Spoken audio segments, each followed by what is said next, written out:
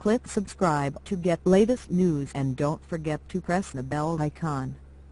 After weeks of prodding by President Donald Trump, China has finally condemned North Korea's actions publicly.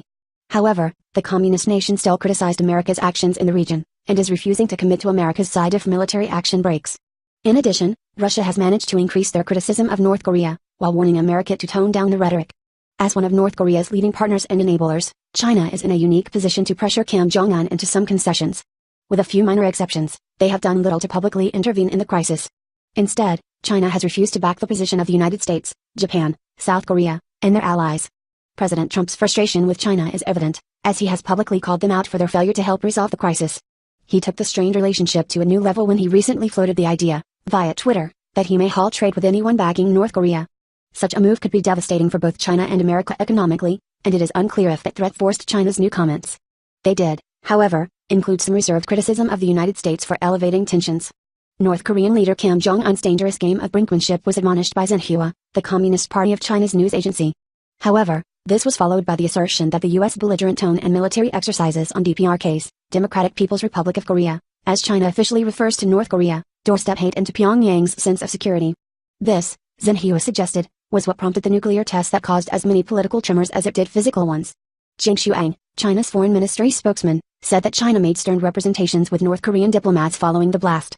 He also said, on the same day the U.S. envoy to the United Nations called for the strongest possible measures against Mr. Kim's regime, that all parties should refrain from further escalating tensions. The collapse of the Kim dictatorship would cause millions of North Korean refugees to flee to China, and U.S. troops could be based in a reunified Korea bordering China, something Mr. Xi would not tolerate. China will never allow chaos and war on the Korean Peninsula, said Liu Ji, the Chinese ambassador to the UN, as he called for nations to respond to its joint proposal with Russia that North Korea stop its military actions in return for the U.S. stopping military exercises with South Korea. In a dig about Mr. Trump's threat to impose harsher sanctions on countries that trade with North Korea, namely China as Pyongyang's biggest trading partner, the newspaper added, if the U.S. is not able to tame North Korea, how can it force big powers such as China and Russia to yield to its demands through sanctions and deterrence? Russia is also concerned of what war with North Korea could mean for them. That led to yet another warning from Moscow to North Korea, with a plea to the United States that they show more restraint.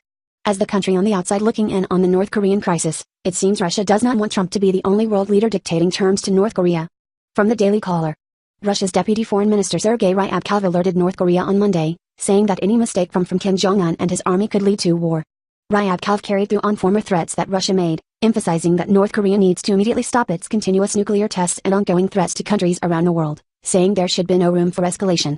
Those who are smarter and stronger should show restraint, he said. Given the current situation, any miscalculation may lead to a political or military outbreak, rather than to a nuclear test like the one recently conducted, which actually reflects the deteriorating situation in Northeast Asia, Ryabkov told reporters.